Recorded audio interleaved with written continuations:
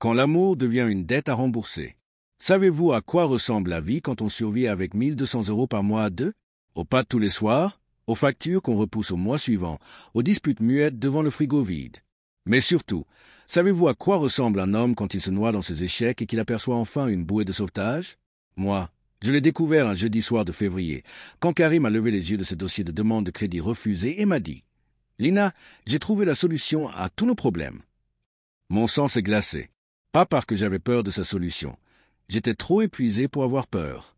Mais parce que dans sa voix, j'ai reconnu cette intonation particulière des hommes qui ont déjà tout planifié sans vous demander votre avis.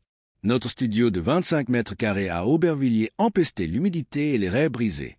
Les murs suintaient une tristesse poisseuse que même mes tentatives de décoration ne parvenaient pas à masquer. J'avais pourtant essayé. Quelques photos à récupérer dans les journaux, des bougies achetées au supermarché, des plantes vertes qui mouraient les unes après les autres faute de lumière. Karim était affalé sur notre canapé-lit qui nous servait de salon le jour et de chambre la nuit. Ses cheveux noirs étaient plus ébouriffés que d'habitude, ses yeux cernés trahissaient les insomnies des dernières semaines. Mon mari, cet homme que j'avais épousé par amour fou il y a 3 ans, ressemblait de plus en plus à un fantôme de lui-même. Quelle solution ai-je demandé en posant mon sac d'infirmière à domicile? Un boulot trouvé grâce au bouche à oreille dans le quartier, payé au noir, sans protection sociale, mais qui nous permettait de manger. Karim s'était redressé, et j'ai vu cette lueur dans ses yeux. La même que le jour où il m'avait parlé de son projet de garage automobile, avant que sa demande de prêt soit refusée par toutes les banques. La même que quand il rêvait de racheter le petit atelier de mécanique de son ancien patron, avant que celui-ci décide de vendre à un concurrent mieux placé. Tu te souviens de Dimitri? Dimitri, comment oublier? Le parrain du quartier, celui qui prêtait de l'argent quand les banques fermaient leurs portes, celui qui possédait la moitié des commerces de la zone et dont on disait qu'il avait des relations avec des gens importants. Dimitri Volkov, né en Tchétchénie, arrivé en France avec rien et qui, 20 ans plus tard, roulait en Porsche et portait des montres qui coûtaient plus cher que notre loyer annuel. Karim, non. Les mots ont jailli malgré moi. Tu n'as pas fait ça. Écoute-moi avant de juger. Il s'est levé d'un bond, faisant grincer les ressorts fatigués du canapé. Je l'ai croisé au café. Il sait pour mes projets, pour nos galères. Il veut nous aider. Dimitri ne fait rien par charité. Je sais, mais ce n'est pas ce que tu crois. Il ne s'agit pas d'un prêt classique. J'ai senti mes jambes se dérober sous moi. 12 heures à courir dans les appartements insalubres du 93 pour aider des vieux à prendre leurs médicaments et changer leurs pansements. Et je rentrais chez moi pour découvrir que mon mari avait peut-être signé notre arrêt de mort. Il organise une soirée samedi. Chez lui, dans sa maison de Neuilly. Des investisseurs, des entrepreneurs, du beau monde. Il veut nous y inviter. Nous? Le mot était sorti comme un couteau. Pourquoi nous? Pourquoi pas juste lui? Karim a détourné le regard, et je sus qu'il me cachait quelque chose. Mon mari était transparent comme un livre ouvert, un défaut charmant quand on s'aime, terrifiant quand on commence à douter. Il y aura du monde important, des gens qui pourraient m'aider à monter mon affaire. Mais pour ça, il s'est tu, cherchant ses mots. Pour ça, il faut faire bonne impression, montrer qu'on vaut le coup d'être aidé. Les mots dansaient autour de moi sans que j'arrive à en saisir le sens réel. Ou plutôt, je le saisissais trop bien et mon cerveau refusait d'accepter ce qu'il comprenait. Dimitri a été clair, a continué Karim en évitant toujours mon regard. Dans ce milieu, les femmes sont importantes. Elles montrent le standing, la classe. Tu es belle, Lina. Tu es intelligente. Avec la bonne tenue, au bon endroit, tu veux que je serve d'appât. Ce n'était pas une question. C'était une constatation qui me brûlait la gorge. Ce n'est pas ça. Tu déformes tout. Il s'agit juste de réseautage. De montrer qu'on est un couple stable, présentable. Que je ne suis pas un loup solitaire qui va claquer l'argent au PMU. J'ai regardé autour de moi. Notre petit univers minable, nos rêves ratatinés, nos factures qui s'entassaient sur la table bancale. La photo de notre mariage, une cérémonie à l'arrache à la mairie avec pour témoin ma sœur et son copain, qui trônait sur l'étagère comme un souvenir d'une époque où nous croyions encore que l'amour suffisait. Et si je refuse? Karim a enfin planté ses yeux dans les miens. Ce que j'y ai lu m'a fait plus mal que toutes ces paroles, de la résignation. Il avait déjà accepté l'inacceptable. Tu ne vas pas refuser, parce que tu sais comme moi qu'on ne peut pas continuer comme ça. Regarde-nous, Lina, regarde ce qu'on est devenu. Tu bosses au noir pour des clopinettes, moi je multiplie les petits boulots de merde qui mènent nulle part. On a 28 ans et on vit comme des étudiants fauchés. Sa voix s'était brisée sur les derniers mots. Karim pleurait. Mon mari, cet homme fier qui refusait qu'on l'aide à porter les courses de peur de passer pour un faible, pleurait devant moi. J'en peux plus. Lina, j'en peux plus de te voir crever à la tâche pour que nous puissions juste survivre. J'en peux plus de me regarder dans la glace et de voir un raté. Cette soirée, c'est notre chance. Peut-être la seule qu'on n'aura jamais. Je me suis approché de lui. J'ai pris son visage entre mes mains. Ses joues étaient trompées. Sa barbe de 3 jours piquait contre mes paumes. Cet homme était ma vie. Depuis le jour où je l'avais rencontré au centre de formation, lui en mécanique auto, moi en préparation au concours d'aide-soignante, il était devenu mon univers entier. Tu me demandes de me prostituer pour tes rêves? Ai-je murmuré? Non. Il a saisi mes poignets. Je te demande juste d'être toi-même. Belle, charmante, intelligente. De m'accompagner dans cette soirée et de faire en sorte qu'on remarque qu'on existe. Le reste, on verra. Le reste, on verra. Ces mots contenaient toutes les lâchetés du monde. Mais j'ai dit oui, parce que quand on aime quelqu'un au point de partager ses dettes et ses insomnies, on finit par partager aussi sa chute. Parce que dans ce studio qui puait l'échec, l'espoir était devenu une denrée si rare qu'on était prêt à le payer n'importe quel prix.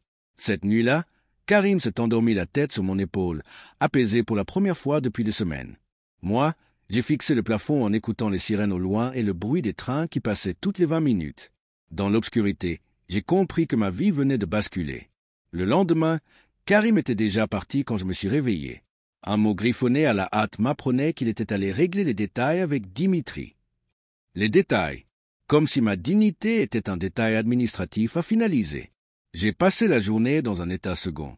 Mes patients m'ont trouvé distraite, moins souriante qu'à l'accoutumée. Comment leur expliquer que j'étais en train de négocier le prix de mon âme? À la hauteur de quoi? De qui? Ces questions me vrillaient l'estomac, mais je n'ai pas osé les poser. La robe était magnifique, rouge sang, moulante sans être vulgaire, d'une coupe qui mettait en valeur ma silhouette sans la dénaturer.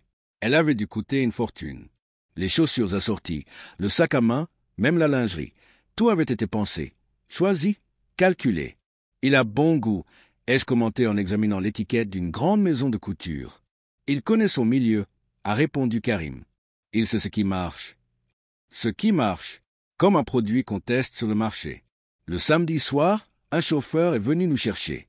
Une Mercedes noire aux vitres teintées, le genre de voiture qui ne passe jamais dans notre quartier sans attirer les regards. Nos voisins nous ont observés monter à bord avec des expressions partagées entre l'envie et l'inquiétude. Pendant le trajet vers Neuilly, j'ai observé Karim du coin de l'œil. Il portait un costume qu'il avait emprunté à son cousin, trop gros aux épaules, trop court aux jambes, mais il tentait de faire bonne figure. Ses mains tremblaient légèrement. Cet homme que j'aimais plus que ma propre vie était en train de me vendre, et il en avait conscience. « Lina » a-t-il murmuré quand la voiture s'est engagée dans l'allée de la propriété de Dimitri. « Quoi ? Quoi qu'il arrive ce soir, sache que je t'aime, que tout ce que je fais, c'est pour nous. » J'ai regardé la villa qui se dressait devant nous, un monument au mauvais goût, mélange de marbre blanc et de dorure, de colonnes grecques et de lions en bronze. C'était là que j'allais découvrir le prix de l'amour quand il se mélange au désespoir. « Je sais » ai-je répondu, mais en réalité, je ne savais rien du tout. Je ne savais pas qu'avant la fin de cette soirée, ma vision de l'amour, du mariage et de la loyauté aurait volé en éclats. Je ne savais pas que Dimitri Volkov avait des projets très précis me concernant. Et surtout, je ne savais pas que parfois, quand on pense toucher le fond, on découvre qu'il y a encore des abysses à explorer. La portière s'est ouverte et j'ai posé le pied sur le gravier de ma nouvelle vie. Une vie où l'innocence n'avait plus sa place. Chapitre 2. Quand le luxe devient une prison dorée. La villa de Dimitri ressemblait à un décor de film américain, le genre où les méchants étalent leurs richesses mal acquises.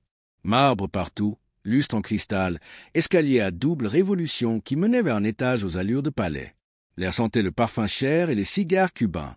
Karim, mon ami. Dimitri est apparu dans le hall d'entrée, bras ouverts, sourire éclatant.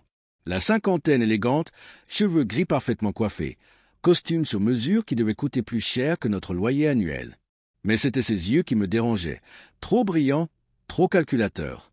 Les yeux d'un prédateur habitué à obtenir ce qu'il veut. Il a embrassé Karim sur les 2 joues avant de se tourner vers moi. Son regard m'a parcouru de la tête aux pieds, s'attardant sur chaque détail avec une précision chirurgicale.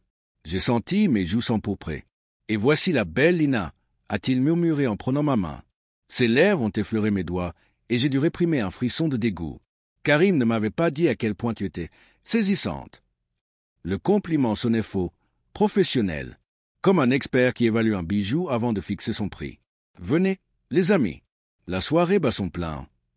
Il nous a guidés vers un salon où une trentaine de personnes évoluaient avec cette désinvolture particulière des riches qui se sentent chez eux partout. Les femmes portaient des robes de créateurs et des bijoux qui scintillaient sous les lumières tamisées. Les hommes arboraient des montres de luxe et cette assurance née du pouvoir et de l'argent. J'étais un poisson hors de l'eau, malgré ma robe rouge qui m'allait pourtant comme un gant.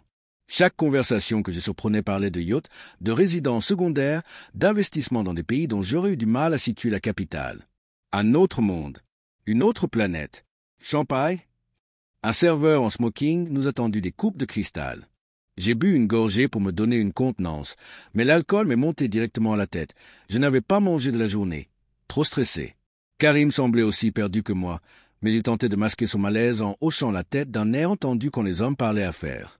Je le connaissais assez pour voir qu'il était terrifié. « Lina, j'aimerais vous présenter quelques amis », a annoncé Dimitri en posant sa main dans le creux de mes reins. Le geste était possessif, intime, trop intime. J'ai cherché Karim du regard, mais il était déjà en pleine conversation avec un homme bedonnant qui gesticulait en parlant de marchés émergents. « Igor », a dit Dimitri en m'amenant vers un colosse aux cheveux blonds et aux yeux bleu glacial. « Je te présente la femme de Karim. » Igor m'a regardé comme on examine une voiture d'occasion.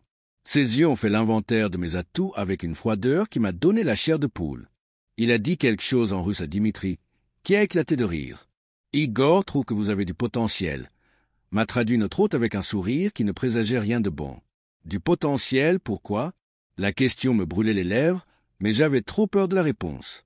La soirée a continué sur ce rythme étrange. Dimitri me présentait à ses invités comme un objet rare qu'il venait d'acquérir. Les regards appuyés, les sourires entendus, les commentaires en langues étrangères suivis de rires gras. Je commençais à comprendre que je n'étais pas ici en tant qu'épouse accompagnant son mari, mais en tant que... Quoi exactement? Vers minuit, la plupart des invités étaient partis. Il ne restait plus qu'une dizaine de personnes, toutes des hommes, tous entre 40 et 60 ans, tous avec ce regard particulier des prédateurs rassasiés qui cherchent encore à se distraire. « Mes amis » a annoncé Dimitri en frappant dans ses mains. « Je crois qu'il est temps de parler affaires. » Karim s'est redressé, soudain attentif. Enfin, le moment qu'il attendait. Sa chance de présenter son projet, de convaincre ses hommes de l'aider à monter son garage. « Karim, mon ami, ton idée de garage automobile est intéressante. Très intéressante même. » Dimitri s'est approché de mon mari avec ce sourire paternaliste qui devait arborer avant de dévorer ses proies. Mais tu sais, dans les affaires, il faut des garanties, de la confiance mutuelle. Bien sûr, a acquiescé Karim, pendu à ses lèvres.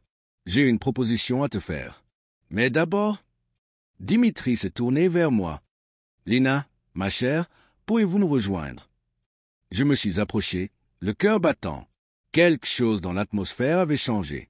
Les regards des hommes présents s'étaient fait plus lourds, plus insistants.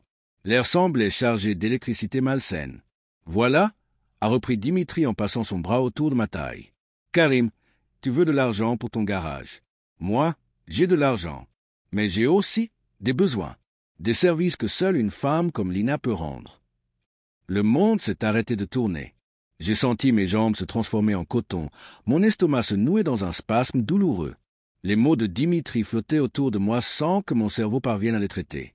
« Qu'est-ce que vous voulez dire » ai-je balbutié. « Allons, ma belle, ne faites pas l'innocente. Vous savez très bien pourquoi vous êtes ici. » J'ai regardé Karim, espérant voir sur son visage la même stupeur que celle qui m'envahissait. Mais ce que Gilles m'a anéanti, il savait. Mon mari savait ce que Dimitri attendait de moi. Il l'avait toujours su. « Karim » Ma voix n'était plus qu'un souffle. Il a baissé les yeux, incapable de me regarder en face. « Lina, ce n'est pas ce que tu crois. » « Mais si, c'est exactement ce qu'elle croit, » a coupé Dimitri avec un rire cruel.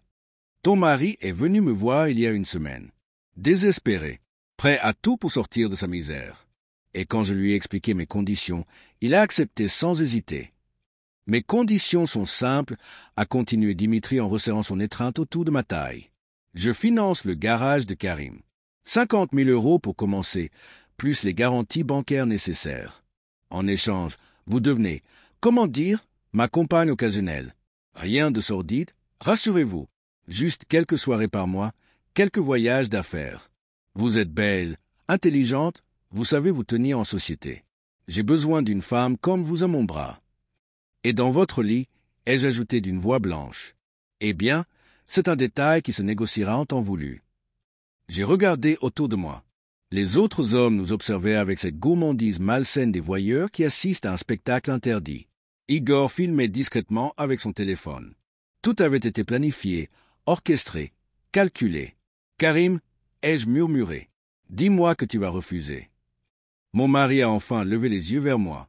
Ce que j'y ai lu m'a brisé le cœur, de la résignation, de la culpabilité, mais surtout une détermination froide qui m'était inconnue. Lina, tu ne comprends pas. C'est notre seule chance. Notre seule putain de chance de sortir de cette merde. En me vendant à ce port, en acceptant un arrangement temporaire. Quelques mois, le temps que le garage se lance, et après on sera libre. Libre et riche. Libre? J'ai éclaté d'un rire hystérique. Tu crois vraiment qu'on sera libre après ça? Tu crois qu'on pourra revenir en arrière? Dimitri nous regardait nous disputer avec l'amusement d'un chat qui joue avec des souris. Mes chers amis, inutile de vous quereller. Vous avez jusqu'à demain soir pour me donner votre réponse. Mais sachez que mes propositions ont une date de péremption. Passé ce délai, l'offre sera caduque. Il a fait un signe à Igor, qui s'est approché de nous. Mon chauffeur va vous raccompagner. Réfléchissez bien. Dans votre situation, vous ne recevrez pas beaucoup d'autres propositions aussi généreuses. Le trajet du retour s'est déroulé dans un silence de plomb. Karim fixait ses mains. Moi, je regardais défiler les lumières de Paris à travers la vitre teintée. Cette ville que j'aimais tant me semblait soudain hostile, indifférente à ma détresse. Une fois dans notre studio, l'explosion a eu lieu. Salaud! J'ai envoyé ma chaussure à travers la pièce. Ordure, comment tu as pu me faire ça? Lina, écoute-moi. T'écouter? T'écouter dire quoi? Que tu m'as vendu comme une pute pour tes putains de rêves de grandeur? Karim a tenté de s'approcher, mais je l'ai repoussé violemment. Ne me touche pas, ne me touche plus jamais. Je t'aime, Lina. Tout ce que je fais, c'est par amour pour toi. Par amour? Tu appelles ça de l'amour? Ma voix s'est brisée sur les derniers mots. Je suis tombé à genoux sur notre carrelage froid, secoué de sanglots incontrôlables. Toute ma vie s'écroulait d'un coup. Mon mariage, ma confiance, mon estime de moi-même, tout partait en fumée. Karim s'est agenouillé à côté de moi, a tenté de me prendre dans ses bras. Pardonne-moi, bébé, pardonne-moi, mais on n'avait pas le choix. Tu as vu comment on vit? Tu as vu à quoi on ressemble? On crève à petit feu dans cette merde. Alors on aurait continué à crever. Mais ensemble, en gardant notre dignité. Quelle dignité? Celle de bosser au noir pour des miettes? Celle de manger des pâtes tous les soirs? Celle de voir les huissiers débarquer chaque mois? Il avait raison sur le fond, et c'est ça qui me faisait le plus mal. Notre vie était un naufrage au ralenti. Mais était-ce une raison pour? Et après? Ai-je demandé entre deux sanglots. Après, quand Dimitri en aura marre de moi, quand il m'aura utilisé et jeté comme un Kleenex, tu crois qu'on pourra se regarder dans les yeux? Tu crois qu'on pourra faire comme si rien ne s'était passé? Karim n'a pas répondu, parce qu'il n'y avait pas de réponse à cette question. Cette nuit-là, nous avons dormi chacun d'un côté du lit, séparés par un gouffre qui semblait infranchissable. Je fixais le plafond en me demandant comment j'en étais arrivé là. Comment la petite Lina de Bobigny, celle qui rêvait du grand amour et de la famille parfaite, avait pu se retrouver dans cette situation sordide. Au petit matin, Karim s'est levé le premier. Il a préparé le café en silence, à Tartin Copyright nos dernières biscottes avec de la confiture de supermarché bas de gamme. Nos gestes du quotidien, nos rituels d'amoureux, semblaient soudain appartenir à une autre époque. J'ai réfléchi toute la nuit, a-t-il dit sans me regarder. Si tu refuses, on laisse tomber. Je trouverai autre chose. Quoi d'autre, Karim? Quoi d'autre? Il n'a pas répondu, parce que nous savions tous les deux qu'il n'y avait rien d'autre. Dimitri avait raison. Dans notre situation, nous ne recevions pas d'autres propositions. C'était ça ou l'enlisement définitif dans la médiocrité et les fins de mois difficiles. Combien de temps? Ai-je murmuré. Quoi? Combien de temps il me faudrait? L'accompagner. L'espoir a illuminé le visage de Karim. Il croyait que j'acceptais. Peut-être que j'acceptais vraiment. Il a parlé de quelques mois. Le temps de lancer le garage, de rembourser une partie de l'investissement. 6 mois maximum. 6 mois de ma vie. 6 mois à jouer la maîtresse de Dimitri Volkov. 6 mois à trahir tout en quoi je croyais. Mais aussi, peut-être, 6 mois pour sauver notre couple de la ruine. Et tu crois vraiment qu'après ça, il nous laissera tranquilles? Tu crois qu'un homme comme Dimitri lâche sa proie aussi facilement? Karim a baissé la tête. Il n'y avait pas pensé. Ou plutôt, il n'avait pas voulu y penser. Le téléphone a sonné à midi pile. Dimitri, évidemment. Sa voix suave et empoisonnée résonnait dans notre petit appartement comme une prophétie de malheur. Alors, mes chers amis, avez-vous pris votre décision? J'ai regardé Karim, qui me suppliait du regard. J'ai regardé autour de moi. Notre misère quotidienne n'aurait piétiné, notre amour qui s'étiolait sous le poids des difficultés. J'accepte, ai-je dit. Et avec ces 2 mots, j'ai signé l'arrêt de mort de mon innocence. Chapitre 3. Quand le diable porte un costume 3 pièces. Le lundi matin, un coursier a déposé un paquet à mon nom. À l'intérieur, une carte de crédit doré, un téléphone dernier cri et un mot de Dimitri, pour que vous puissiez vous préparer convenablement. Premier rendez-vous mercredi 20h. Restaurant Le Grand Véfour. Une table est réservée. Mes mains tremblaient en tenant cette carte plastifiée qui valait probablement plus que tout ce que nous possédions. L'argent de la prostitution. Car c'était bien de cela qu'il s'agissait, même si personne n'osait prononcer le mot. « Regarde ça !» ai-je dit à Karim en lui montrant le butin. Il a pris la carte avec des yeux d'enfant devant un jouet interdit. « Il n'y a pas de plafond », a-t-il murmuré en lisant les petits caractères. « Lina, tu te rends compte? On peut enfin respirer. On peut enfin respirer parce que je vais coucher avec un autre homme. Tu ne sais pas encore si ça ira jusque-là. » Son optimisme naïf m'écœurait. Dimitri Volkov n'était pas du genre à payer 50 000 € pour des conversations de salon. Nous le savions tous les deux, mais Karim s'accrochait à ses illusions comme un naufragé à sa bouée. J'ai passé la journée à errer dans les galeries Lafayette avec cette carte magique. Première fois de ma vie que je pouvais entrer dans une boutique sans regarder les prix. Première fois que les vendeuses me souriaient avec respect au lieu de me toiser avec mépris. L'argent transformait tout, même mon reflet dans les miroirs semblait différent. J'ai choisi une robe noire Chanel, des escarpins Louboutin, un sac Hermès. Chaque achat était un petit suicide, un pas de plus vers ma nouvelle identité. Lina la pute de luxe. Lina l'accompagnatrice. Lina l'a vendue. Le mercredi soir, un chauffeur m'a prise devant notre immeuble. Même Mercedes noire, même vitre teintée. Les voisins me regardaient avec un mélange d'envie et de suspicion. Madame Ben Ali, du 3e, a secoué la tête d'un air désolé. Elle savait. Tout le quartier savait que quelque chose ne tournait pas rond. Le Grand Véfour, temple de la gastronomie française, lieu de rendez-vous des puissants de ce monde. J'avais vu ce restaurant dans des magazines People, jamais imaginé que j'y mettrais un jour les pieds. Dimitri m'attendait à notre table, impeccable dans son costume gris anthracite. Il s'est levé à mon approche, a tiré ma chaise avec une galanterie d'ancien temps. Le parfait gentleman. Si on ignorait qu'il venait d'acheter une femme. Vous êtes éblouissante, a-t-il murmuré en s'asseyant face à moi. Le menu était en français et sans prix. Mauvais signe pour le porte-monnaie, excellent signe pour le standing. Dimitri a commandé pour 2 avec l'assurance de l'habitué. Champagne millésimé, caviar Ostra, homard bleu, tout ce que ma vie d'avant ne m'avait jamais permis de goûter. Parlez-moi de vous, Lina. Que voulez-vous savoir? Tout. Votre enfance, vos rêves, vos peurs. J'aime connaître mes partenaires. Mes partenaires, le mot contenait toute l'ambiguïté de notre relation. Je lui ai raconté ma vie. Bobigny, les tours HLM, mon père chauffeur routier parti quand j'avais 12 ans, ma mère femme de ménage qui s'était tuée à la tâche pour m'élever. Les études d'infirmière payées avec des jobs d'été, la rencontre avec Karim, notre mariage d'amour dans une mairie grise. Dimitri m'écoutait avec une attention troublante, posant des questions précises, creusant chaque détail. Il construisait mon profil psychologique comme un prédateur étudie sa proie. « Vous l'aimez vraiment ?» a-t-il fini par dire. « Qui ?»« Karim. Malgré ce qu'il vous fait subir, vous l'aimez encore ?» La question m'a prise au dépourvu. L'aimais-je encore? Où n'était-ce que l'habitude, la peur de la solitude, l'incapacité à imaginer ma vie sans lui? C'est compliqué, ai-je murmuré. L'amour est toujours compliqué, surtout quand on le mélange à l'argent. Il avait dit cela avec une tristesse inattendue. Pour la première fois depuis que je le connaissais, Dimitri Volkov avait l'air humain. Vous avez été marié? Ai-je demandé. Son visage se fermait instantanément. Une fois, il y a longtemps. Que s'est-il passé? Elle est morte. Cancer. 3 ans de combat, 3 ans d'espoir et de rechute. À la fin, elle ne pesait plus que 35 kilos. Mes milliards n'ont servi à rien. Le silence qui a suivi était chargé d'une douleur que je n'avais pas soupçonnée. Cet homme que je prenais pour un monstre était peut-être juste un écorché vif qui avait oublié comment aimer sans posséder. C'est pour ça que vous payez pour avoir de la compagnie. Il a ri, mais c'était un rire amer. Je ne paye pas pour la compagnie, Lina.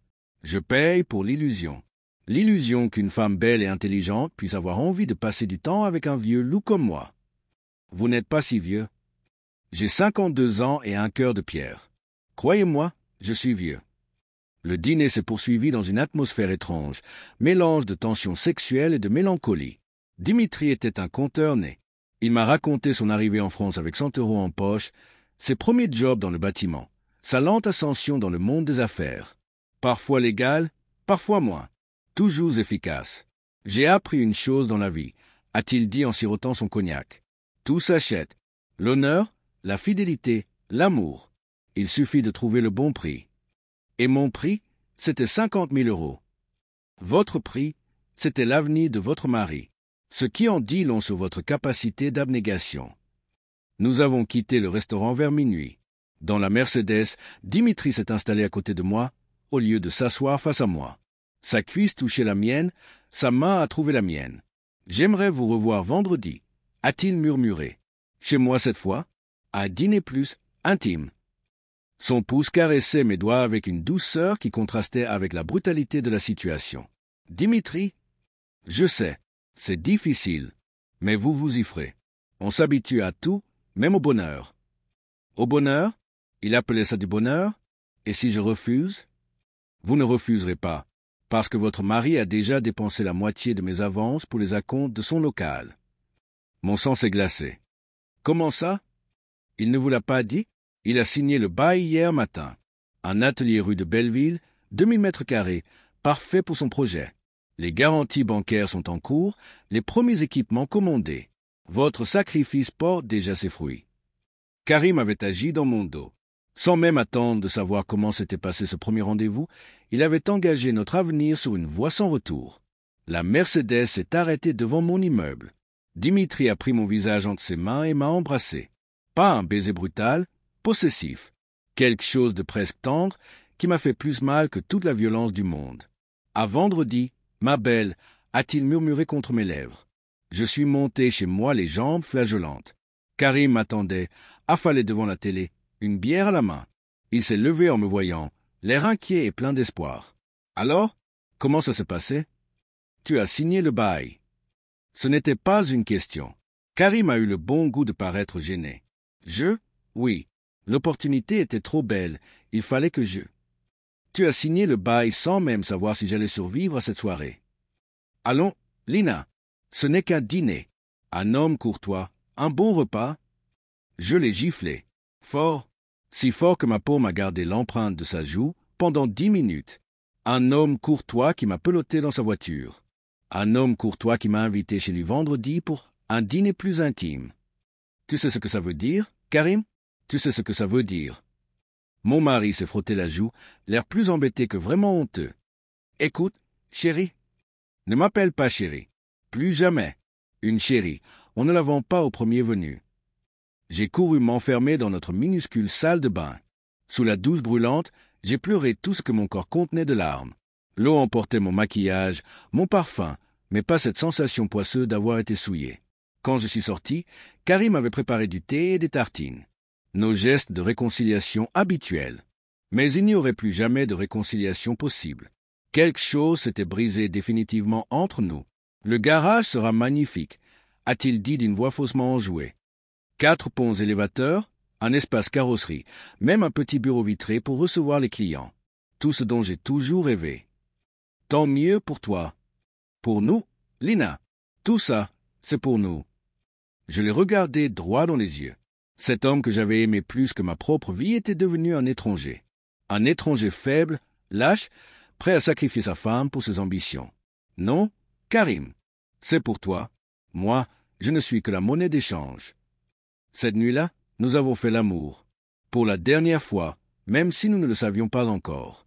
Karim était tendre, attentionné, désespéré, comme s'il pouvait effacer ses fautes à force de caresses. Moi, je gardais les yeux fermés en pensant à Dimitri. Pas par désir, par résignation. Il fallait que je m'habitue à l'idée qu'un autre homme me toucherait bientôt, que d'autres mains que celles de mon mari exploreraient mon corps. Le lendemain, Karim est parti tôt pour s'occuper de son garage. Notre garage. Notre prison dorée. Moi, j'ai appelé l'hôpital pour prendre un congé maladie. Comment expliquer à mes patients que leur infirmière était devenue une prostituée de luxe? J'ai passé la journée à regarder des séries débiles à la télé en grignotant des biscuits. Tentative pathétique de retrouver l'insouciance de l'enfance. Mais l'enfance était morte. L'innocence était morte. Il ne restait plus que Lina la pute et ses nouveaux habits de soie. Le téléphone a sonné en fin d'après-midi. Dimitri, bien sûr. J'espère que vous n'avez pas trop mal dormi, a-t-il dit d'une voix amusée. Qu'est-ce que vous voulez? Vous voir, vous parler, vous apprivoiser. Je ne suis pas un animal sauvage. Non, vous êtes bien plus dangereuse qu'un animal sauvage. Vous êtes une femme blessée. Son analyse était d'une justesse troublante.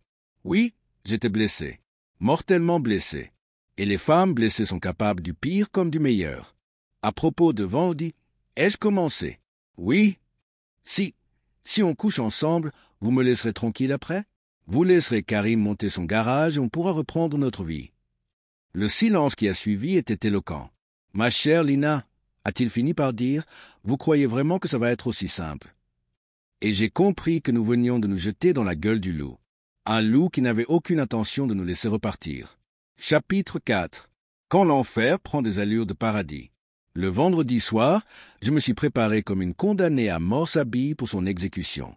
Chaque geste était calculé, théâtral. La lingerie de soie noire, cadeau empoisonné de Dimitri. Le parfum que j'avais acheté avec sa carte de crédit. La robe qui épousait mes formes comme une seconde peau. Dans le miroir de notre salle de bain, j'ai contemplé cette femme que je ne reconnaissais plus. Belle, sophistiquée, désirable. Tout ce que Lina de Bobigny n'avait jamais osé rêver d'être. Le problème, c'est que cette beauté avait un prix. Et ce soir, j'allais le payer. Karim tournait en rond dans notre studio comme un lion en cage. Il savait ce qui m'attendait chez Dimitri, mais faisait semblant de l'ignorer. Son talent pour l'aveuglement volontaire m'émerveillait presque. « Tu es magnifique !» a-t-il murmuré en me voyant sortir de la salle de bain. « Ta putain est présentable, tu veux dire ?» Il a tressailli comme si je l'avais giflé. « Lina, ne dis pas ça. » « Pourquoi? C'est pourtant la vérité. Ce soir, ta femme va se faire baiser par un autre homme pour payer tes rêves. Comment tu appelles ça? Toi? » Les mots sortaient de ma bouche avec une violence qui me surprenait moi-même, comme si une autre femme parlait à travers moi. Une femme plus dure, plus cynique. Une femme que 3 jours dans l'univers de Dimitri avait déjà commencé à façonner. « Arrête !» a supplié Karim. « Tu me fais mal. »« Je te fais mal? Moi je te fais mal ?» J'ai éclaté d'un rire hystérique qui a dû réveiller tout l'immeuble. C'est le monde à l'envers. C'est toi qui me vends, mais c'est moi qui te fais mal. Le chauffeur a klaxonné en bas. L'heure de vérité avait sonné. « Lina !» Karim s'est approché, a voulu me prendre dans ses bras. Je l'ai repoussé violemment. « Ne me touche pas. Plus jamais. Tu as perdu le droit de me toucher le jour où tu as accepté qu'un autre le fasse à ta place. » J'ai claqué la porte si fort que les vitres ont vibré. Dans l'escalier, j'ai croisé Madame Ben Ali qui remontait ses courses. Elle m'a regardé de la tête aux pieds avec ce mélange de pitié et de reproche que je commençais à connaître. « Ma petite Lina » a-t-elle murmuré en secouant la tête. « Qu'est-ce que tu fais de ta vie ?» Excellente question. Qu'est-ce que je faisais de ma vie? La villa de Dimitri baignait dans une lumière dorée. Plus discrète que le week-end précédent, plus intime aussi. Seules quelques fenêtres étaient éclairées, donnant à la bâtisse des allures de château endormi. Le majordome m'a guidé vers un petit salon que je n'avais pas vu lors de la soirée. Fauteuil de cuir fauve, bibliothèque aux reliures précieuses, cheminée où crépitait un feu de bois. L'atmosphère était feutrée, presque romantique, si on oubliait les circonstances. Dimitri m'attendait, un verre de whisky à la main. Il portait une chemise blanche ouverte au col, un pantalon de toile sombre. Décontracté mais toujours élégant. Un homme à l'aise dans sa peau et dans son pouvoir. « Bonsoir, ma belle » a-t-il murmuré en se levant. Il s'est approché, a déposé un baiser sur ma joue. Son parfum, boisé, viril, obsédant, m'a fait tourner la tête. Ou peut-être était-ce la peur qui me rendait étourdi. Champagne? J'ai hoché la tête. L'alcool m'aiderait peut-être à supporter ce qui allait suivre. Nous avons dîné dans une petite salle à manger adjacente au salon. Table dressée pour deux, bougies, musique classique en sourdine. Tout était parfait, romantique, mensonger. Comme si nous étions deux amoureux savourant un tête-à-tête complice au lieu d'un proxénète et de sa nouvelle acquisition. Vous avez l'air tendu, a observé Dimitri en découpant son filet de bœuf. Vous ne trouvez pas ça normal? Si, bien sûr. Mais j'aimerais que vous vous détendiez. Ce qui va se passer ce soir, ça peut être agréable. Pour nous deux. Vous croyez vraiment que je peux prendre du plaisir dans ces conditions? Il a posé ses couverts, m'a regardé droit dans les yeux. Lina, je vais vous dire quelque chose que vous n'avez sans doute pas envie d'entendre.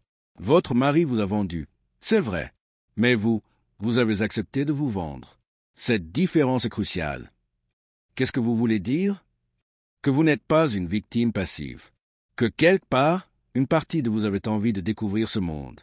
Cette vie, cette version de vous-même.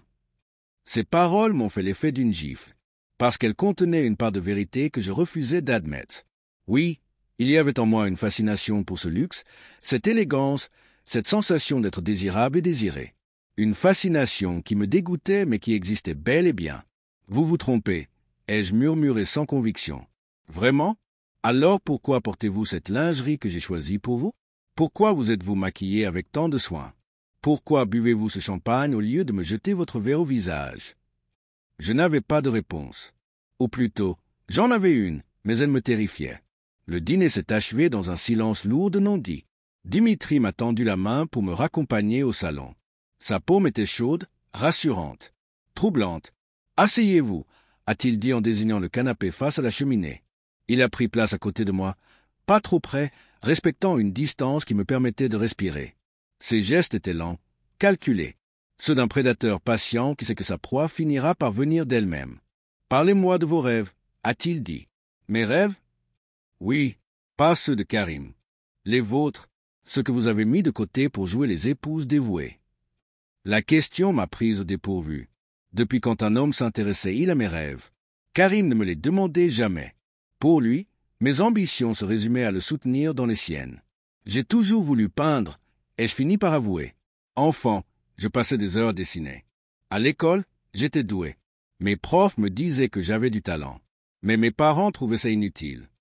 L'art, ça ne nourrit pas son homme, répétait ma mère. Et aujourd'hui, vous peignez encore? Parfois, quand j'ai le temps, quand j'ai de quoi acheter du matériel. Montrez-moi. J'ai ri amèrement. Quoi? Vos toiles. J'aimerais voir ce que vous faites. Je n'en ai pas apporté, évidemment. Alors décrivez-les-moi. Personne ne m'avait jamais demandé de décrire mes peintures. Karim les trouvait jolies sans vraiment les regarder. Mais quelques amis hochaient la tête poliment quand j'en parlais, mais je sentais leur ennui. Je peins surtout des portraits. Et je commençais timidement. Des visages de femmes. Pas des beautés parfaites. Plutôt des femmes fatiguées, marquées par la vie. Des femmes comme ma mère, comme moi. Des femmes qu'on ne regarde jamais vraiment. Dimitri m'écoutait avec une attention que je n'avais jamais rencontrée chez un homme. Ses yeux ne quittaient pas mon visage, comme s'il buvait mes paroles. « Continuez » a-t-il murmuré. Il y en a une en particulier. Je l'ai appelée la résignation. C'est une femme d'une quarantaine d'années, les mains abîmées par le travail, les yeux éteints. Elle regarde par une fenêtre, mais on sent qu'elle ne voit rien, qu'elle a renoncé à espérer. Cette femme, c'est vous? La question m'a transpercé. Peut-être, ou peut-être ce que je serais devenu si vous n'aviez pas accepté ma proposition. Oui. Il s'est rapproché imperceptiblement. Sa cuisse touchait maintenant la mienne. Sa main a trouvé mes cheveux et a glissé ses doigts avec une tendresse inattendue. « Lina » a-t-il murmuré. « Je vais vous faire une promesse. Si vous restez avec moi, si vous acceptez cet arrangement, je vous offrirai un atelier. Un vrai atelier d'artiste avec toute la lumière dont vous avez besoin, tout le matériel que vous pourrez désirer. Vous pourrez peindre à votre guise, exposer vos œuvres, devenir l'artiste que vous avez toujours rêvé d'être. » Mes yeux se sont embués. Personne ne m'avait jamais offert mes rêves sur un plateau d'argent. Personne ne m'avait jamais pris au sérieux en tant qu'artiste. Pourquoi? Pourquoi feriez-vous ça? Parce que j'aime la beauté, sous toutes ses formes, et votre talent mérite d'être révélé au monde. Sa main a quitté mes cheveux pour caresser ma joue. J'aurais dû la repousser. J'aurais dû me lever, partir, préserver le peu de dignité qui me restait. Au lieu de ça, j'ai fermé les yeux et me suis abandonné à cette caresse. Vous êtes magnifique, a-t-il chuchoté. Ses lèvres ont effleuré les miennes. Un baiser délicat, questionnant. Rien à voir avec les baisers brutaux et possessifs auxquels je m'attendais. Quelque chose de presque amoureux. J'ai répondu à ce baiser. Malgré moi, malgré tout. Mes lèvres se sont ouvertes sous les siennes, ma langue a rencontré la sienne. Et pendant quelques secondes, j'ai oublié les circonstances qui m'avaient mené là. Dimitri s'est écarté, m'a regardé avec une intensité troublante. Vous sentez ça aussi? Quoi? Cette connexion, cette évidence. Je mentirais si je disais que non. Il y avait quelque chose entre nous. Une attraction qui dépassait le quart sordide de notre arrangement. Une chimie que je refusais d'admettre mais qui existait bel et bien. Venez, a-t-il murmuré en se levant. Il m'a tendu la main. J'ai hésité une seconde. Une toute petite seconde qui contenait pourtant toute ma vie d'avant. Ma fidélité, mes principes, mon amour pour Karim. Puis j'ai pris sa main. Il m'a mené vers l'escalier, lentement, comme dans une danse. Chaque marche était un pas de plus vers ma chute, ou vers ma liberté. Je ne savais plus très bien. Sa chambre était à l'image du reste de la maison, luxueuse mais chaleureuse. Un lit immense au drap de soie, des tableaux au mur, une terrasse qui donnait sur un jardin éclairé par la lune. « Lina » a-t-il dit en se tournant vers moi. « Je veux que vous sachiez une chose. Ce qui va se passer maintenant, vous pouvez l'arrêter quand vous voulez. D'un mot, d'un geste. Je ne suis pas un monstre. » Ces paroles auraient dû me rassurer. Au lieu de ça, elles ont achevé de démolir mes dernières défenses. Cet homme qui m'achetait me traitait avec plus de respect que mon mari ne l'avait fait depuis des mois. Il s'est approché, a commencé à déboutonner ma robe avec des gestes lents, presque rituels. Le tissu a glissé sur mes épaules, sur mes hanches, jusqu'au sol. Je me retrouvais devant lui dans cette lingerie qu'il avait choisie, vulnérable et troublée. « Vous êtes parfaite » a-t-il murmuré. Ses mains ont exploré mon corps avec une douceur qui contrastait avec la brutalité de la situation. Chaque caresse était un mensonge délicieux, chaque baiser une promesse empoisonnée. Et malgré moi, malgré tout, mon corps répondait à ces sollicitations. Nous avons fait l'amour cette nuit-là. Pas de la baise brutale et mécanique à laquelle je m'attendais, mais quelque chose de plus complexe, de plus trouble. Dimitri était un amant attentionné, patient, généreux. Il m'a fait découvrir des sensations que je ne connaissais pas, m'a mené vers des sommets de plaisir que Karim n'avait jamais su atteindre. Quand c'est fini, je suis resté allongé contre lui, la tête sur son torse, écoutant battre son cœur. Je me sentais sale et comblé à la fois, coupable et vivante, trahie et libérée. « À quoi pensez-vous » a-t-il murmuré en caressant mes cheveux. « Que ma vie vient de basculer définitivement. C'est forcément une mauvaise chose ?» Je n'ai pas répondu, parce que je n'étais plus sûr de rien. Le retour à Aubervilliers a été un calvaire. Dans la Mercedes silencieuse, je regardais défiler les lumières de Paris en pensant à ce qui venait de se passer. J'avais trompé mon mari. J'avais pris du plaisir avec un autre homme. J'avais découvert une Lina que je ne connaissais pas. Karim m'attendait, bien sûr. Affalé sur notre canapé-lit, les yeux rougis par l'insomnie et l'alcool. Il s'est levé en me voyant entrer, m'a scruté comme s'il pouvait lire sur mon visage ce qui s'était passé. « Alors » a-t-il demandé d'une voix blanche. « Alors quoi ? Comment ça s'est passé ?» La question m'a révulsé. Il voulait des détails.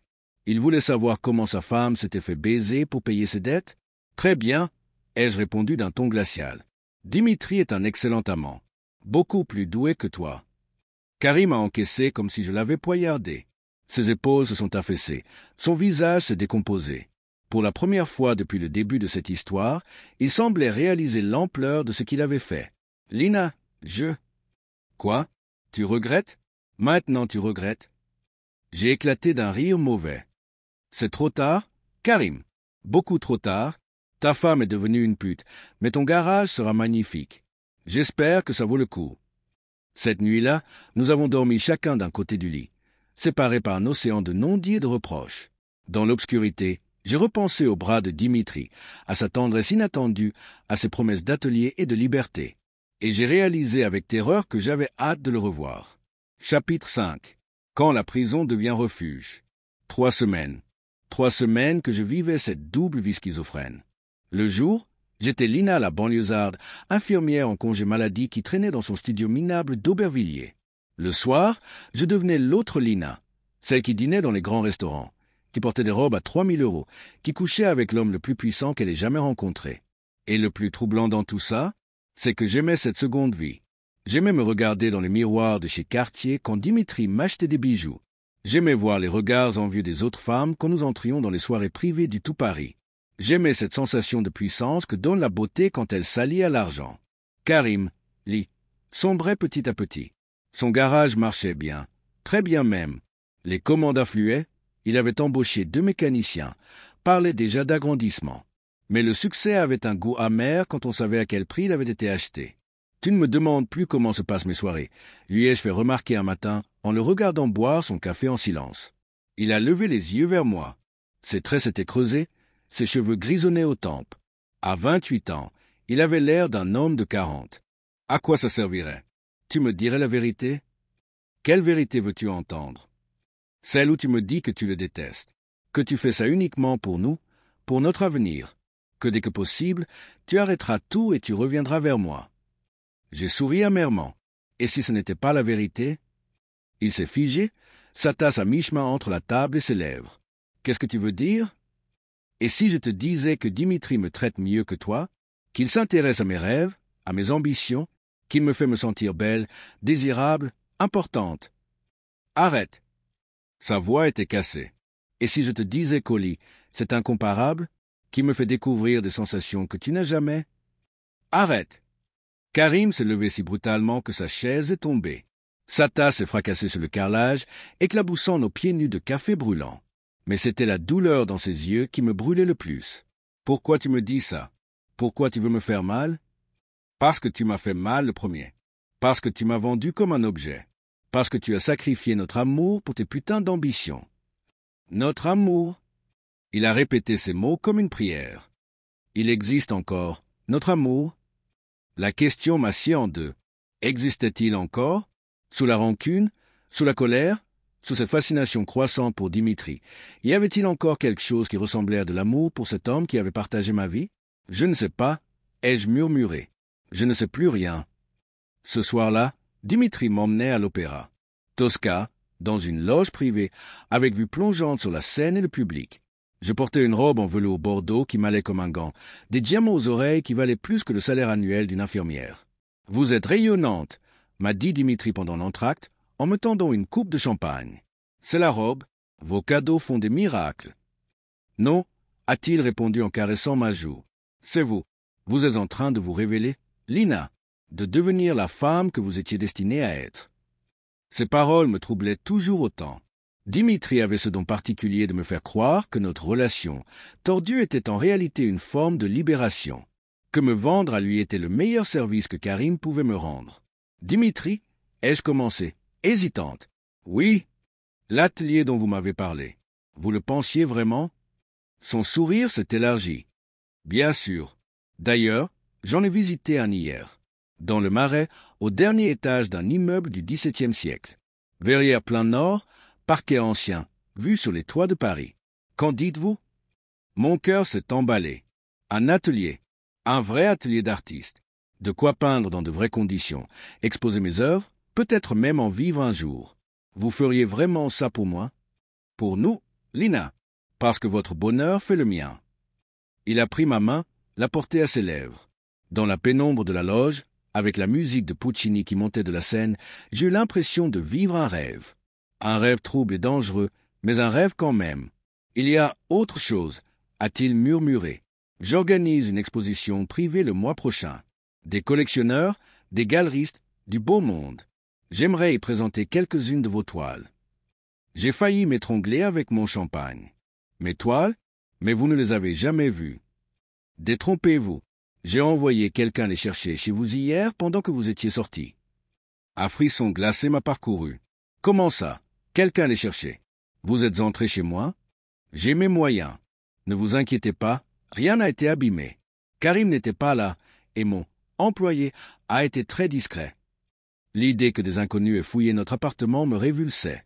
Mais en même temps, le fait que Dimitri s'intéresse assez à mon travail pour aller le chercher me touchait malgré moi. Et alors, qu'est-ce que vous en pensez? Que vous êtes une artiste remarquable, que votre talent mérite d'être révélé au monde, et que dans 6 mois, vous serez reconnue comme l'une des peintres les plus prometteuses de votre génération. Ces paroles me donnaient le vertige. Était-ce possible? Pouvais-je vraiment passer du statut d'infirmière de banlieue à celui d'artiste reconnu? À condition de rester avec vous, ai-je ajouté, à condition de nous laisser une chance, à notre relation, à ce que nous pourrions construire ensemble. La seconde partie de Tosca a commencé, mais je n'arrivais plus à me concentrer sur l'intrigue. Les paroles de Dimitri résonnaient dans ma tête comme un écho obsédant. Il ne me proposait plus seulement une relation tarifée. Il me proposait un avenir, une vie, une identité. Après l'opéra, nous sommes allés dans son appartement privé, pas la villa de Neuilly, mais un penthouse dans le 16e aux baies vitrées donnant sur la tour Eiffel. Luxe discret, goût parfait, œuvre d'art authentique au mur. Vous habitez ici? Ai-je demandé en admirant la vue. Quand je reste en ville. Mais j'aimerais que vous y passiez plus de temps. Comment ça? Il s'est approché, a pris mes mains dans les siennes. Lina, notre arrangement actuel, ces rendez-vous ponctuels, ces soirées volées, ça ne me suffit plus. Mon cœur s'est mis à battre plus fort. Que proposez-vous? Que vous veniez vivre ici, avec moi, officiellement. Le sol s'est dérobé sous mes pieds. Vous me demandez de quitter Karim. Je vous demande de choisir entre une vie de médiocrité et une vie de possibilités infinies, entre un homme qui vous vend et un homme qui vous révèle. Dimitri, réfléchissez Y, a-t-il coupé en posant un doigt sur mes lèvres. Prenez le temps qu'il vous faut, mais sachez que cette proposition ne tiendra pas éternellement. Cette nuit-là, nous avons fait l'amour avec une intensité nouvelle, comme si Dimitri tentait de me convaincre par le corps de ce que ces mots n'arrivaient pas à obtenir. Et bon sang, il y parvenait presque. Le retour à Aubervilliers au petit matin a été plus douloureux que jamais. Notre studio me paraissait encore plus minable, plus étriqué. L'odeur d'humidité, les murs lépreux, le mobilier de récupération, tout ce décor de pauvreté que j'avais accepté par amour me donnait maintenant la nausée. Karim ronflait sur notre canapé-lit, une bouteille de bière vide à ses pieds. Il avait encore bu. Depuis quelques semaines, l'alcool était devenu son refuge. Sa façon d'oublier ce qu'il avait fait de notre couple. J'ai pris une douche pour effacer l'odeur de Dimitri sur ma peau, puis je me suis glissé sous les draps. Karim s'est réveillé, m'a attiré contre lui avec des gestes de naufragé. « Tu es rentré ?» a-t-il murmuré dans mes cheveux. « Où voulais-tu que j'aille ?»« Je ne sais pas. J'ai peur que tu ne reviennes plus, que tu me quittes pour lui. » Sa lucidité m'a surprise. « Qu'est-ce qui te fait dire ça ?»« La façon dont tu me regardes, comme si j'étais un étranger. Comme si tu me méprisais. » « Je ne te méprise pas, Karim. Je suis juste perdu. » « Perdu comment ?» J'ai hésité à tout lui raconter. La proposition de Dimitri, l'atelier, l'exposition, cette vie dorée qui s'ouvrait devant moi. Mais à quoi bon? Il ne pourrait pas comprendre. Perdu entre l'avant et l'après, ai-je fini par dire. Entre celle que j'étais et celle que je deviens. Et celle que tu deviens, elle me ressemble encore. La question était piège. Si je disais oui, je mentais. Si je disais non, je le tuais. Je ne sais pas, ai-je murmuré. Karim s'est détaché de moi, s'est redressé dans le lit. Dans la pénombre, je voyais briller ses yeux humides. Tu veux partir avec lui, c'est ça? Il me l'a proposé. Les mots étaient sortis malgré moi. Karim a encaissé comme un uppercut au foie. Et qu'est-ce que tu lui as répondu? Que j'allais réfléchir. Réfléchir? Il a répété le mot avec amertume. Ma femme réfléchit à savoir si elle va me quitter pour son proxénète. Putain, Lina, qu'est-ce qu'on est devenu? Ce que tu as voulu qu'on devienne. Non, ça, jamais je n'ai voulu ça. Je voulais juste qu'on s'en sorte, qu'on ait une vie meilleure. Eh bien, c'est réussi. Tu as ton garage. Moi, j'ai découvert que je pouvais être une autre femme. Mission accomplie. Tu l'aimes? La question m'a frappé en plein cœur. L'amour.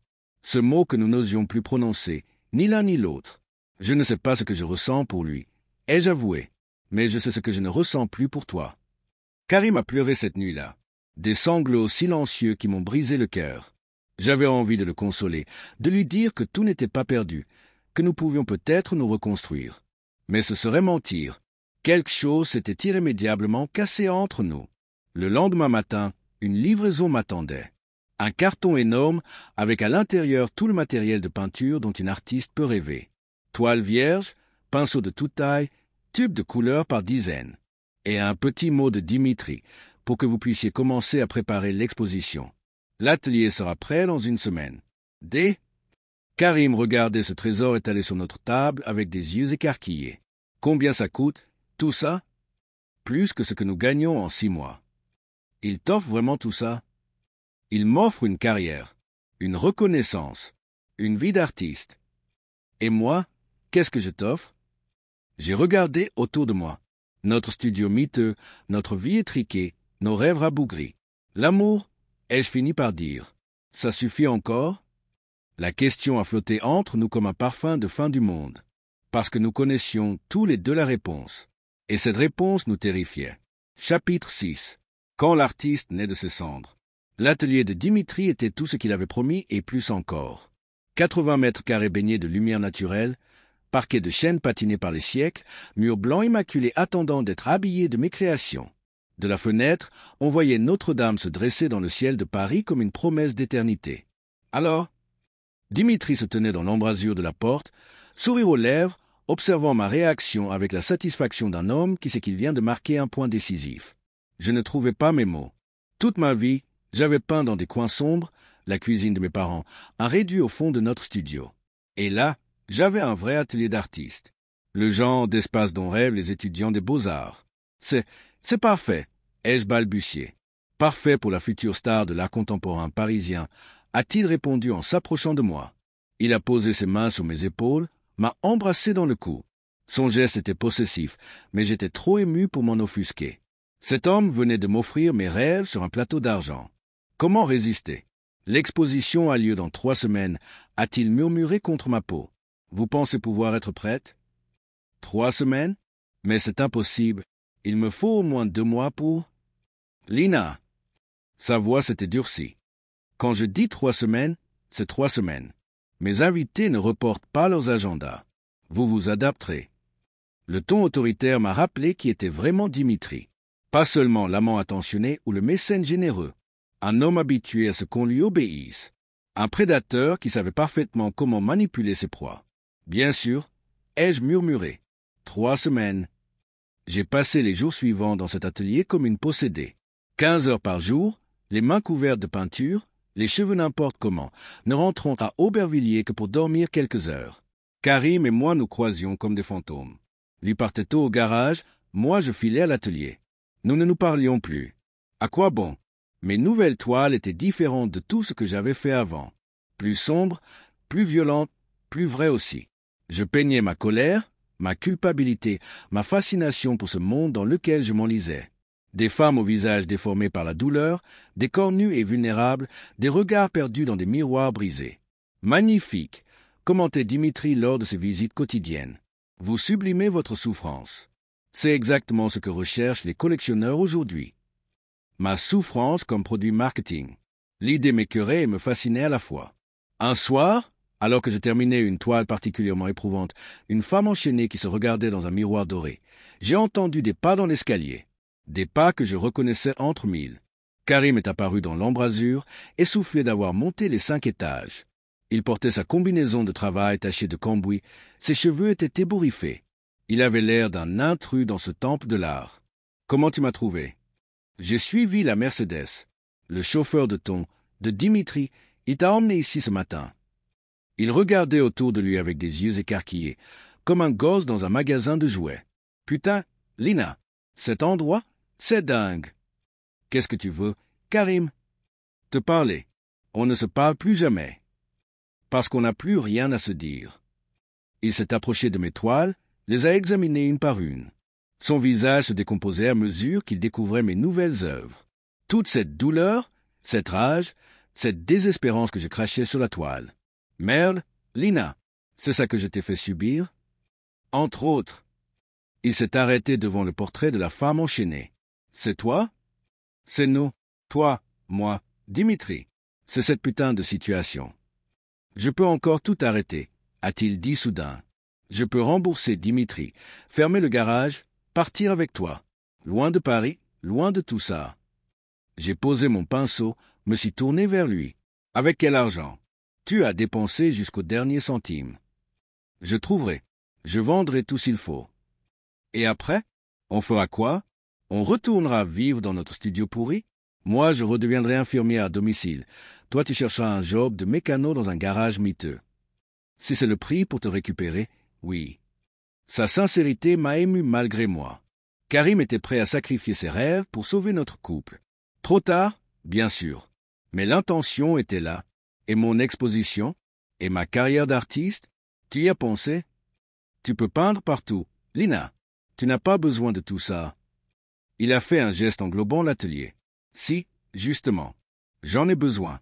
Pour la première fois de ma vie, quelqu'un croit en mon talent. Quelqu'un est prêt à investir sur moi. Quelqu'un qui te baise en échange. Quelqu'un qui me respecte, qui s'intéresse à mes rêves, qui ne me considère pas comme un faire-valoir. Je t'ai toujours respecté. Tu m'as vendu, Karim. Tu m'as vendu. Ma voix a résonné dans l'atelier vide. Karim a baissé la tête, vaincu. Je sais, a-t-il murmuré. Et je m'en voudrais toute ma vie. Mais je t'aime, Lina. Malgré tout ce que j'ai fait, je t'aime encore. Moi aussi, je t'aime. Il a relevé la tête, une lueur d'espoir dans les yeux. Mais ce n'est plus suffisant. Ai-je ajouté. L'amour ne répare pas tout. Parfois, il faut savoir quand c'est fini. C'est fini pour nous? J'ai regardé mes toiles, cet atelier qui était devenu mon refuge, cette nouvelle vie qui s'ouvrait devant moi. Puis j'ai regardé Karim, mon premier amour, mon premier tout, celui qui m'avait offert à un autre homme pour réaliser ses rêves. Oui, ai-je chuchoté. C'est fini. Il a encaissé le coup sans broncher, comme s'il s'y attendait depuis longtemps. Tu vas partir vivre avec lui. Je ne sais pas encore. Peut-être. Tu l'aimes? La question qui fâche. Celle que je refusais de me poser depuis des semaines. Je crois que oui. Ai-je fini par avouer? Karim a hoché la tête lentement. Alors je n'ai plus qu'à m'effacer. Il s'est dirigé vers la porte, s'est arrêté sur le seuil. Pour ce que ça vaut, Lina, je suis fier de toi, de ce que tu deviens. Tu mérites cette réussite, même si elle se construit sur les ruines de notre mariage. Surtout pour ça, au moins, mon sacrifice aura servi à quelque chose. Il est parti sans se retourner. J'ai entendu ses pas décroître dans l'escalier, puis le bruit de la porte d'entrée qui claquait. Et j'ai su que je ne le reverrai jamais. J'ai pleuré cette nuit-là. Pas seulement sur la mort de notre couple, mais sur la mort de l'innocente que j'avais été. Cette fille de banlieue qui croyait que l'amour suffisait, qui pensait qu'on pouvait traverser toutes les épreuves à deux. Cette Lina-là n'existait plus. Le lendemain, Dimitri est passé à l'atelier comme tous les jours. Il a tout de suite vu que quelque chose avait changé. « Votre mari est venu hier soir ?» a-t-il dit.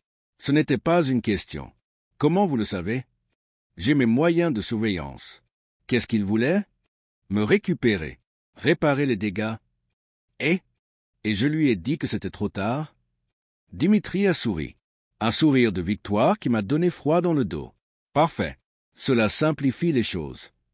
Quelle chose? Votre installation chez moi. Plus besoin de prendre des précautions, de mentir, de jouer la comédie. Vous pouvez officialiser notre relation.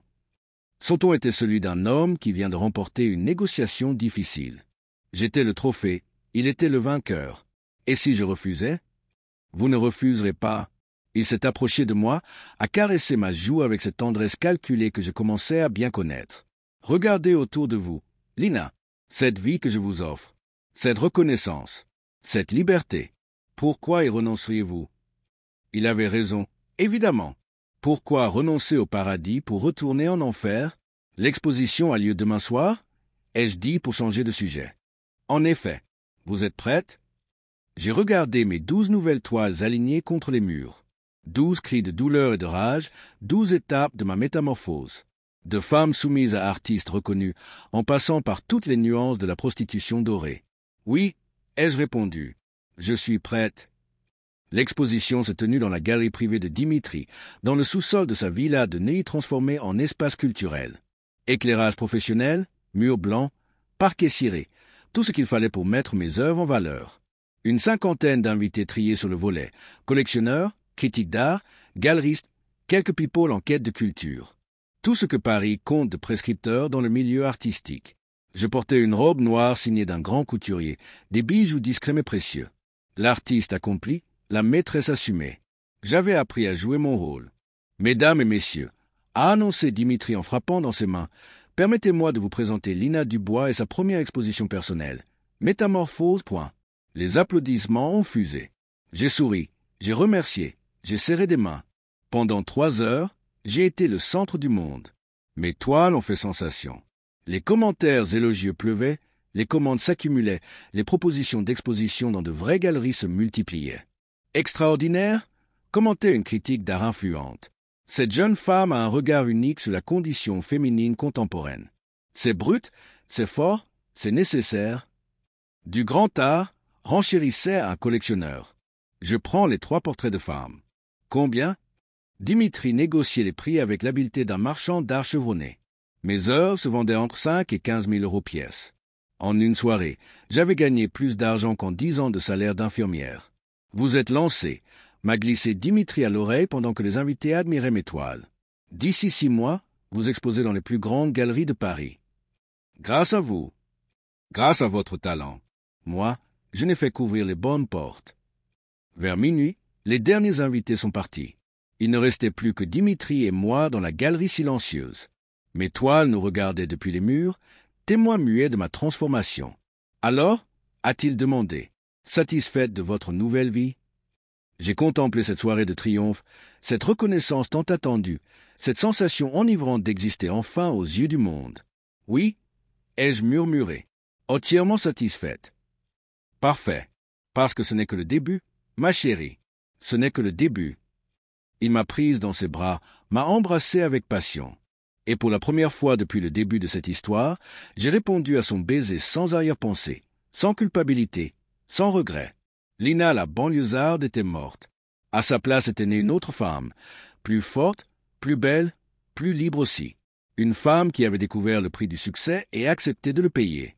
Une femme qui ne reviendrait jamais en arrière. Chapitre 7. Quand le masque tombe enfin. 6 mois plus tard, j'étais devenu Lina Moreau. Pas officiellement. Dimitri et moi n'étions pas mariés. Mais dans les faits, dans les apparences, dans cette société parisienne où les noms comptent plus que les sentiments. J'habitais le Penthouse du 16e, je portais des robes de créateur, j'exposais dans les galeries les plus prestigieuses de la capitale. Et j'étais malheureuse. Oh, pas de cette misère sordide que j'avais connue à Aubervilliers. Non, c'était une tristesse plus pernicieuse, plus sournoise. Celle de la femme qui a tout ce qu'elle croyait désirer et découvre que ce tout n'est qu'un mirage doré. Ce matin-là, je me réveillais seul dans le leaking size du Penthouse.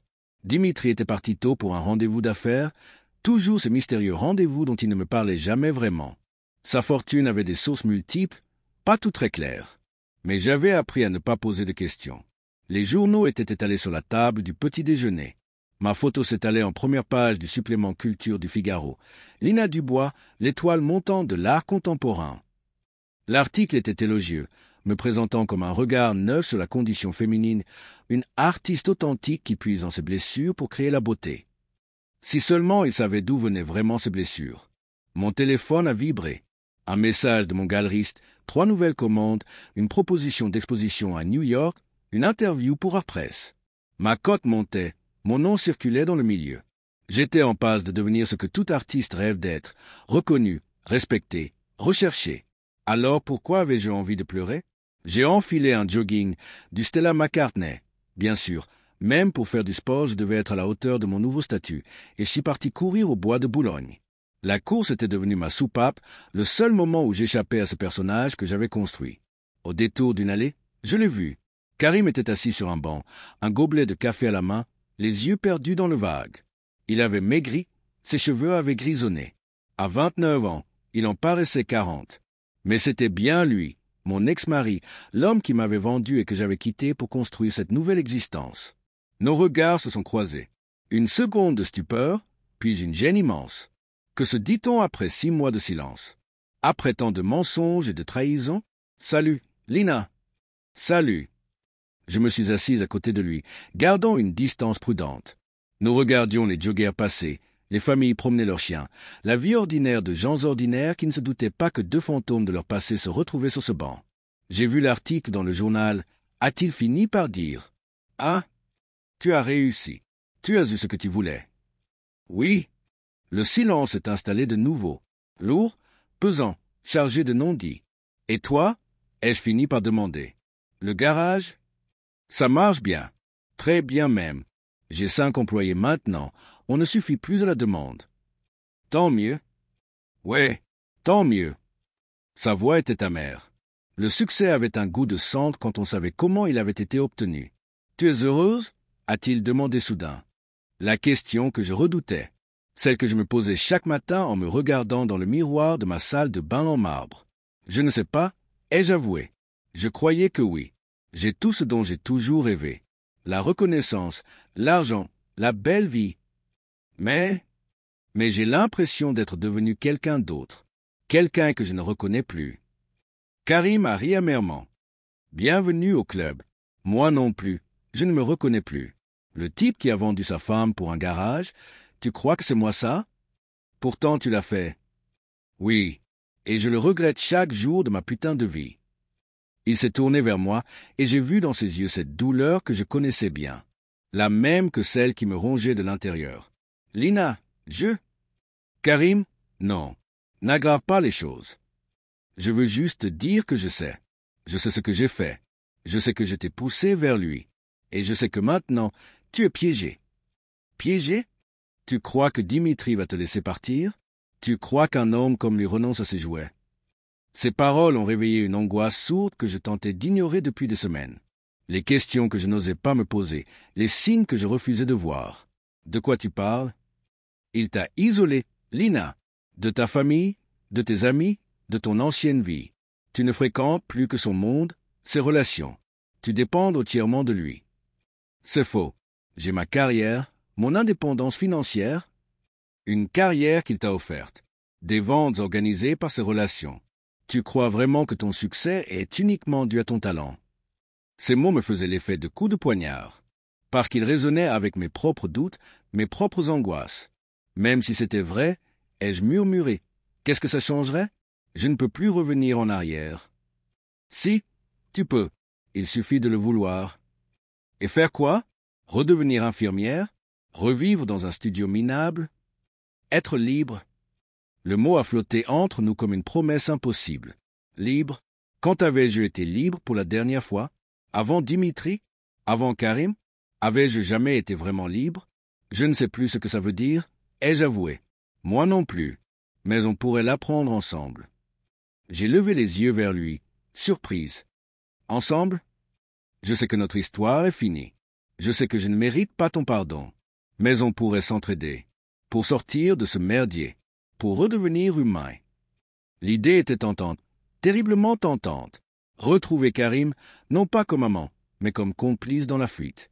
Laisser derrière nous cette vie de luxe et de mensonges pour retrouver notre authenticité perdue. Tu ne comprends pas, ai-je dit en secouant la tête. Dimitri ne me laissera jamais partir. Il a trop investi sur moi. Et s'il n'avait pas le choix, il y avait quelque chose de nouveau dans la voix de Karim. Une détermination que je ne lui connaissais pas. Qu'est-ce que tu veux dire? J'ai des informations sur lui, sur ses affaires, des trucs pas très nets, blanchiment d'argent, évasion fiscale, peut-être pire encore. Mon sang s'est glacé. Comment tu sais ça? J'ai gardé des contacts dans le quartier, des gens qui connaissent des gens. Dimitri n'est pas seulement un homme d'affaires, Lina. C'est un gangster en costume 3 pièces. J'aurais dû être choqué, horrifié. Au lieu de ça, je me suis senti soulagé. Enfin, les pièces du puzzle se mettaient en place. Cette fortune trop rapide, ces relations louches, cette facilité à corrompre et à manipuler. Tu veux le faire chanter? Je veux nous libérer, tous les deux. Et s'il refuse, s'il décide de nous faire du mal? Karim a souri, et pour la première fois depuis des mois, j'ai retrouvé l'homme que j'avais aimé. Celui qui était prêt à tout pour me protéger. Alors on courra vite, très vite. Cette nuit-là, je suis rentré au Pentouse l'esprit en ébullition. Dimitri m'attendait, un verre de champagne à la main, sourire aux lèvres. Ma chérie, comment s'est passée votre journée? Bien. J'ai couru, j'ai réfléchi. Réfléchi à quoi? Était-ce mon imagination, ou y avait-il une pointe de méfiance dans sa voix? À nous, à notre avenir. Il s'est approché, m'a embrassé. Ses lèvres avaient un goût de mensonge. Et quelles sont vos conclusions? Que je suis heureuse, que j'ai de la chance d'avoir trouvé un homme comme vous. Dimitri a souri, rassuré. Parfait. D'ailleurs, j'ai une surprise pour vous. Il a sorti un écrin de sa poche. À l'intérieur, une bague sertie d'un diamant énorme, vulgaire et éblouissant à la fois. Dimitri, je sais, nous ne sommes pas mariés, mais j'aimerais que vous la portiez, comme un symbole de notre engagement mutuel. Un engagement mutuel, ou une chaîne dorée. La bague pesait lourd à mon doigt, comme un boulet de prisonnier. Elle est magnifique, ai-je murmuré. Comme vous, ma chérie, comme vous. Cette nuit-là, nous avons fait l'amour avec une passion désespérée, comme si nous pressentions tous les deux que c'était peut-être la dernière fois. Dimitri était tendre, attentionné, amoureux même. L'homme qui m'avait séduite, pas le prédateur qui m'avait piégé. « Je vous aime », a-t-il murmuré dans l'obscurité. « Moi aussi », ai-je répondu. Et c'était vrai. Malgré tout, malgré les circonstances de notre rencontre, malgré cette relation toxique et déséquilibrée, j'éprouvais quelque chose pour lui. Pas de l'amour peut-être, mais une forme de fascination, d'addiction presque. « Vous ne me quitterez jamais, n'est-ce pas ?» a-t-il demandé avec une vulnérabilité qui m'a surprise. « Jamais », ai-je menti, parce que j'avais pris ma décision. Dès le lendemain, j'appellerai Karim. Et ensemble, nous tentions l'impossible, échapper à Dimitri Volkov et retrouver notre liberté, même si cela devait nous coûter la vie. Au petit matin, j'ai regardé Dimitri dormir. Dans le sommeil, il avait l'air presque innocent, presque humain. Cet homme qui m'avait offert le monde était aussi celui qui m'en avait fait prisonnière. Ces contradictions me déchiraient, mais ne changeaient rien à ma résolution. J'ai glissé hors du lit, j'ai pris mon téléphone et j'ai envoyé un message à Karim. « C'est d'accord. Quand tu veux ?» Sa réponse est arrivée immédiatement. « Demain soir. Gare du Nord. Quai 3. Ne prends rien avec toi. » Mon cœur battait si fort que j'avais peur de réveiller Dimitri. Demain soir, je quitterai ces prisons dorées. Demain soir, je redeviendrai moi-même. Si toutefois il me restait encore un mois à retrouver sous tous ces masques et ces mensonges. Dehors, Paris s'éveillait dans la brume matinale. Quelque part dans cette ville, ma liberté m'attendait. Il suffisait d'avoir le courage de la saisir. Et pour la première fois depuis des mois, j'ai souri. Un vrai sourire. Celui de Lina de Bobigny qui refusait de mourir. Cette histoire explore les mécanismes complexes de la manipulation, du pouvoir et de la quête d'identité. Elle révèle comment les circonstances peuvent transformer des victimes en complices, comment la survie peut corrompre l'innocence et comment la recherche du bonheur peut devenir un piège doré. Lina découvre que la liberté véritable ne réside ni dans la pauvreté subie, ni dans le luxe acheté, mais dans la capacité à choisir sa propre voie, même au prix des plus grands sacrifices. Son parcours illustre qu'il n'est jamais trop tard pour retrouver son authenticité, pourvu qu'on accepte de payer le prix de la vérité.